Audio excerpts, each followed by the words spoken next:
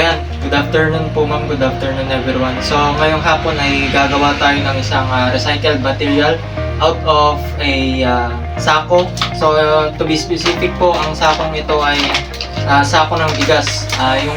Kung familiar po tayo is yung 25 kilograms na bigas. So ang gagawin natin ngayon is gagawin natin siyang market bag. So bakit nga ba market bag? Karamihan sa mga nanay natin ay mahilig pumunta sa mga palengke para bumili ng kanilang mga kailangan sa tahanan. So ngayon, itong sakong ito ay gagawin natin siyang market bag. So simulan na natin. Okay, so ganito lang po ang gagawin. Kailangan lamang siyang hatiin. Hatiin po natin itong kanyang upper part. Yan.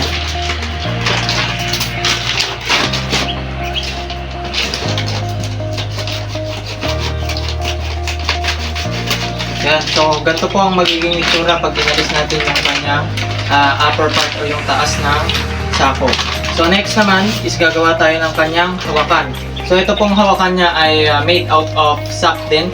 So, kailangan lamang natin gawin ay idikit ito sa loob. So, ganito po.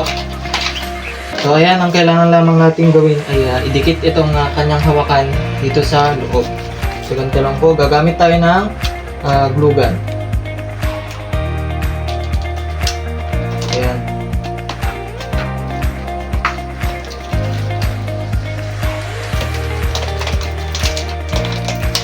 Next, ganoon din po ang gawin natin dito sa kabila.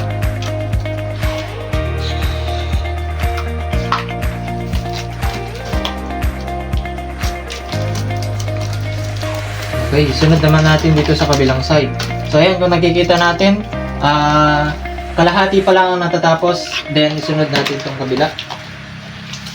Ganun din ang gagawin natin.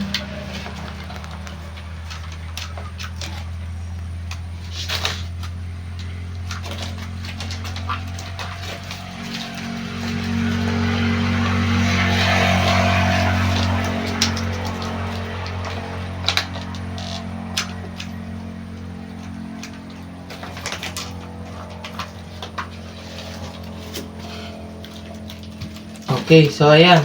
Ganito lang po kadali ang gumawa ng recycled